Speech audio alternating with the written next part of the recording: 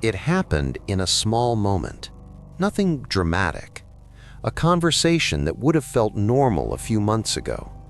Someone challenged Ethan's decision, not aggressively, but enough to create tension.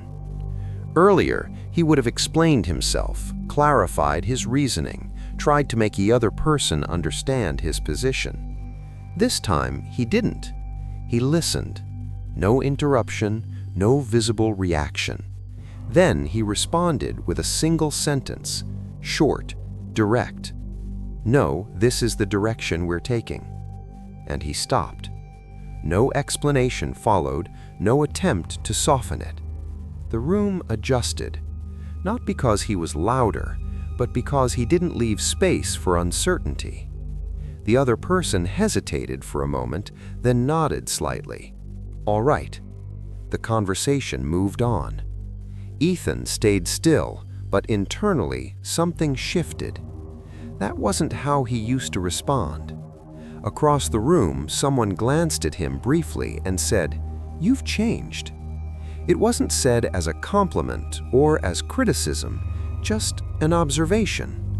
Ethan didn't reply, because for the first time, he wasn't sure if that change had happened naturally or if he had created it.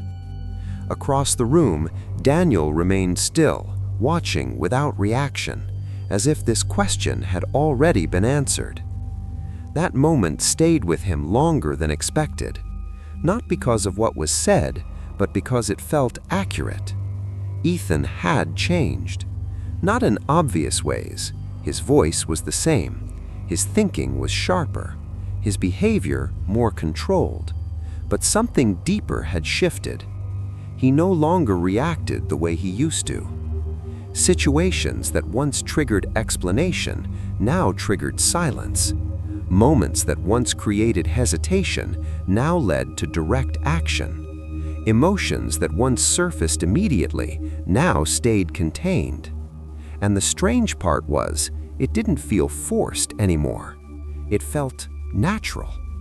That's what unsettled him, because he could remember a time when this behavior required effort, when controlling his response felt unnatural. Now it happened without thinking. Ethan leaned back at his desk later that evening, staring at nothing in particular. A question formed quietly. Is this who I am now? Or is this something I've learned? Across the office, Daniel walked past, calm as always, unchanged on the surface. Ethan watched him for a moment, because Daniel didn't seem to question his behavior. There was no visible transition in him. No evolution, just stability, which made the difference clearer. Ethan was changing, Daniel wasn't, and that raised a deeper question. Was Daniel always like this, or had he learned it too? Ethan started observing people through a different lens, not just what they did, but how consistent those behaviors were. Some individuals seemed naturally detached. They didn't react quickly, didn't over-explain, didn't show internal conflict. It looked effortless, as if that control was part of their personality. Others were different, more expressive, more reactive, more emotionally visible. And when they tried to control it, it showed. Slight tension in their voice, a pause that felt unnatural, a shift that didn't fully align. Ethan recognized both patterns because he had been both. Earlier, his reactions were immediate. Now they were measured. And that transition hadn't happened overnight. It had been gradual, layered through observation, adjustment, repetition, which meant it wasn't something he was born with. It was something he had developed. That realization shifted everything.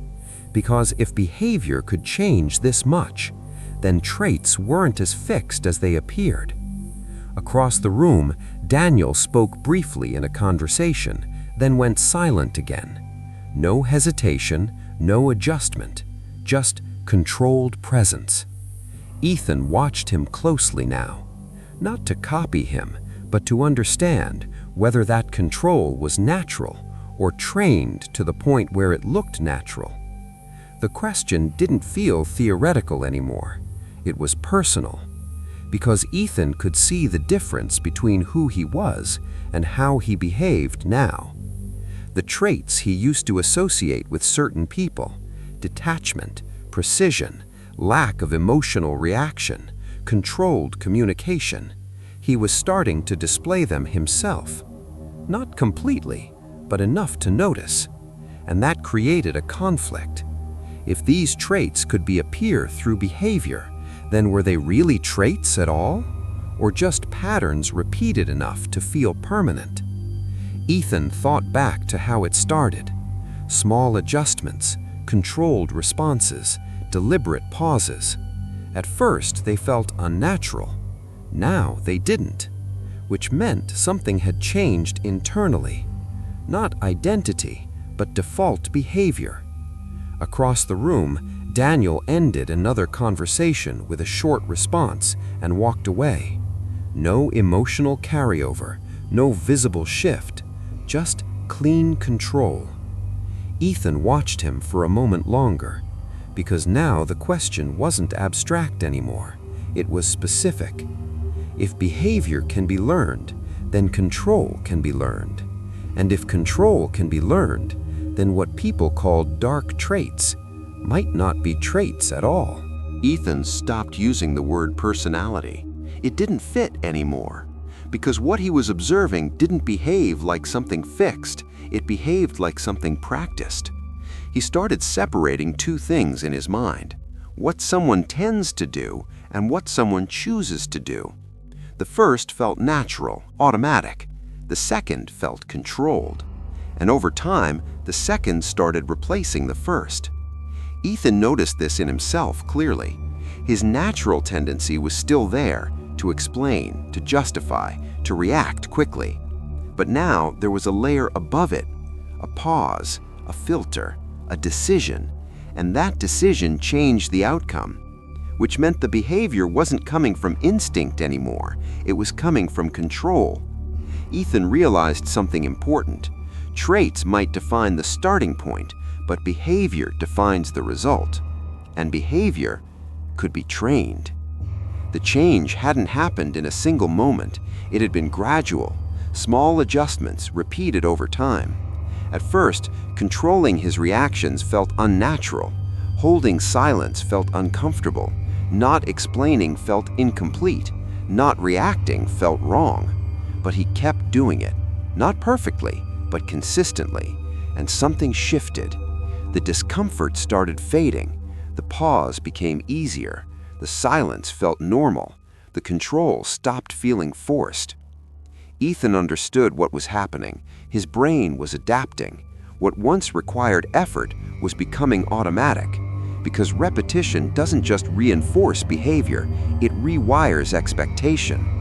The brain starts recognizing the new pattern as default, and once something becomes default, it no longer feels like effort, it feels like identity.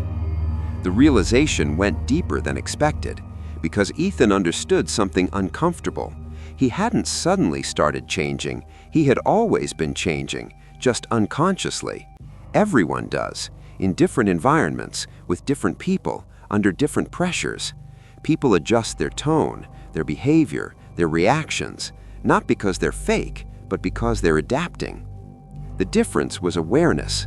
Earlier, Ethan adjusted without noticing. Now he was doing it deliberately, which meant the process wasn't new, only the control over it was.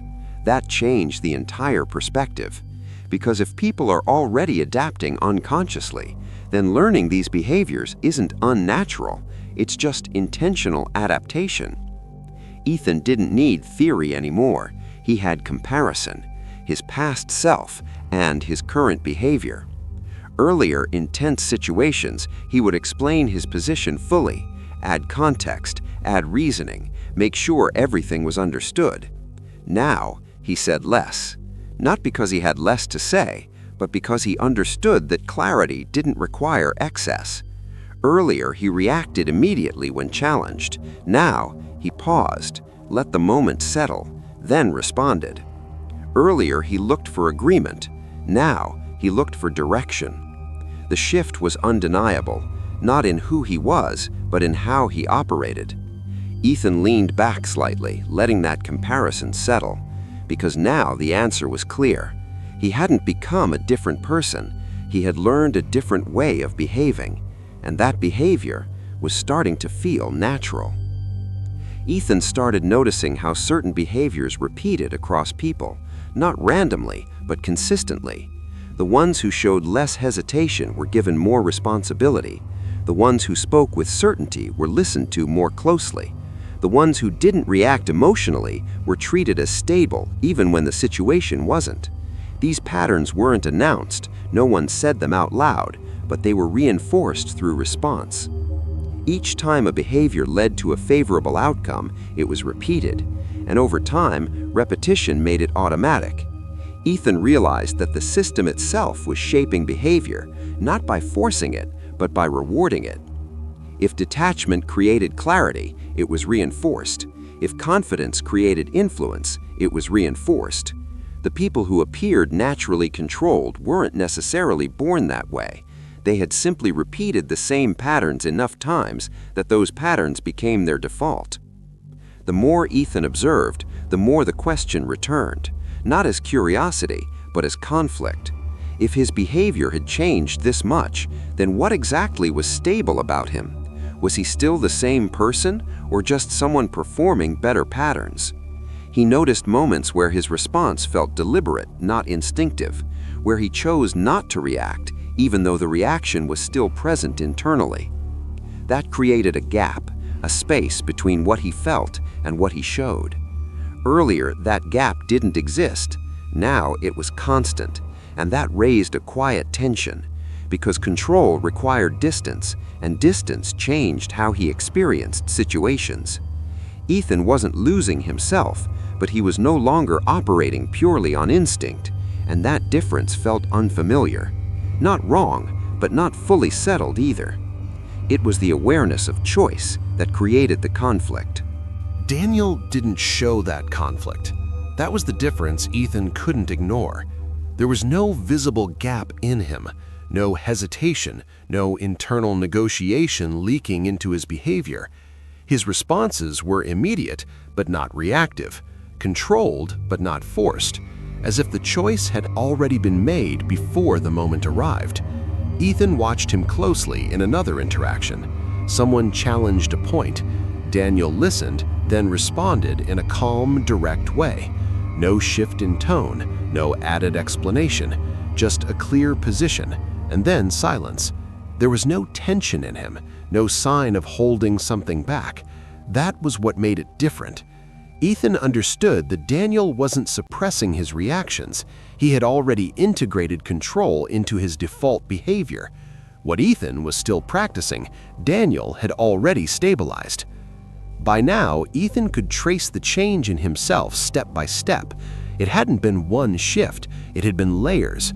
First, he learned to pause, then to observe, then to control emotional response, then to adjust communication, then to act without hesitation. Each layer built on the previous one. None of them replaced who he was, they modified how he operated, and together they created a different pattern of behavior. Ethan realized that what looked like a personality change was actually skill accumulation. Each behavior, once practiced enough, stopped feeling like effort, and once it stopped feeling like effort, it became part of how he functioned. That was the transition point, not when something was learned, but when it became automatic, and that was what made it difficult to distinguish between trait and skill. Because once a behavior becomes automatic, it no longer feels learned, it feels like who you are. Ethan stopped thinking of change as temporary. The more he observed himself, the more permanent it felt, not because he forced it, but because it stopped requiring effort. That's when he understood what was happening beneath the surface. Repeated behavior wasn't just habit, it was rewiring. Each time he paused instead of reacting, each time he chose control over impulse, the pattern strengthened. The brain wasn't distinguishing between natural and learned, it was reinforcing whatever was repeated. Over time, the new response became faster than the old one. What once required awareness began happening automatically. Ethan realized that this was the real shift, not learning a behavior once, but repeating it enough times that it replaced the default. The process wasn't visible from the outside, but internally it was restructuring how decisions were made. And once that structure changed, the behavior no longer felt learned, it felt inherent. The conflict Ethan felt earlier started fading when he changed how he defined himself. Instead of asking who he was becoming, he started looking at what he was building. Each behavior wasn't a change in identity, it was an addition to his range. Control wasn't replacing his personality, it was expanding what he could do within it. That shift removed the tension, because now there was no need to choose between being authentic or being controlled. Both could exist. The difference was awareness. He could act on instinct when needed, or override it when the situation required something else. That flexibility created stability, not confusion. Ethan understood that identity wasn't a fixed point, it was a system, and within that system, behavior could be adjusted without losing coherence. The more he saw it that way, the more natural the change felt. The next situation tested that understanding, a conversation where pressure was present, expectations clear, and reaction would normally be immediate. Ethan felt the instinct rise again, the familiar urge to respond quickly, to explain, to justify. But this time, he didn't suppress it. He observed it, let it exist without acting on it. Then he chose his response deliberately, short, direct, without excess. The difference was subtle but clear. The conversation didn't escalate, it stabilized, not because the situation changed, but because his response did. Ethan noticed something important in that moment.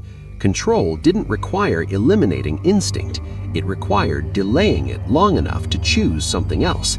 That delay was where behavior could be shaped, and the more consistently that space was used, the more natural the new response became. After repeating this process across different situations, the shift became consistent. Ethan no longer had to consciously remind himself to pause or control his response. It happened automatically. The instinct was still there, but it no longer dominated his behavior. That was the change, not the removal of emotion, but the reduction of its control. People around him started responding differently, not because they noticed the internal shift, but because they experienced the external result. His communication was clearer, his presence more stable, his reactions more measured, and over time, that consistency created perception. Ethan understood now that what once felt like a learned behavior had become his default way of operating, not because he changed who he was, but because he trained how he responded until it no longer required effort. The situation didn't give him time to think. It happened fast. A decision point, visible, high pressure, and personal enough to trigger the old pattern.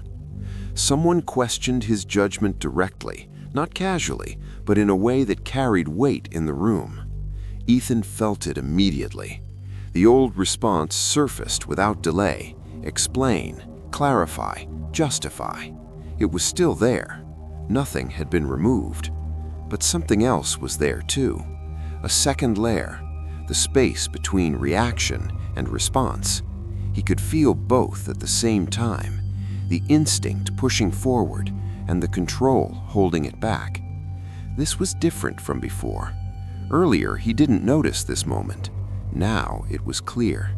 Two possible responses existing together. One familiar, one trained. Across the table, Daniel remained still, not reacting, not intervening, simply observing. Ethan understood something in that moment. This wasn't about whether he had changed. This was about which version of himself he would choose to use. Ethan didn't rush. He didn't suppress the instinct either. He let it pass. Then he responded, calm, direct, without explanation. This is the decision. No added reasoning, no attempt to defend it further. just clarity. The room paused for a moment, not because the statement was strong, but because it was complete. There was nothing to push against, no hesitation to exploit, no uncertainty to expand. The person who challenged him didn't respond immediately, not because they agreed, but because there was no gap to enter. And that was enough. The conversation moved forward. Ethan stayed still, but internally something settled. This wasn't forced control anymore. It was chosen, and that choice felt stable. After the moment passed, the answer became clear. Ethan hadn't become someone else. The instinct was still there. The emotional response still existed. Nothing had disappeared. What changed was access. He no longer acted on every impulse. He chose which one to follow. That was the difference. And that difference explained everything. What people called traits, detachment, control, precision, weren't separate identities. They were behaviors selected consistently enough to appear permanent. The people who seemed naturally composed weren't empty of reaction. They had simply trained themselves not to act on it immediately. Ethan understood now. This wasn't about becoming dark. It was about removing automatic reactions and replacing them with deliberate ones. Later that evening, the office returned to silence. Nothing different on the surface, but internally, the structure had changed again. Ethan sat still, not questioning himself anymore, because the conflict was gone. There was no confusion about who he was becoming, because he wasn't becoming anything new. He was gaining control over what was already there. Across the room, Daniel stood near the window, unchanged as always, not evolving visibly, not reacting, because for him, this stage had already passed. Ethan looked at him briefly, then forward again, calm, steady, aware of the system now, not just reacting to it, because the final understanding had settled. Traits don't define behavior, control does. And the most powerful position is not having a different personality, it's having the ability to choose which one to use.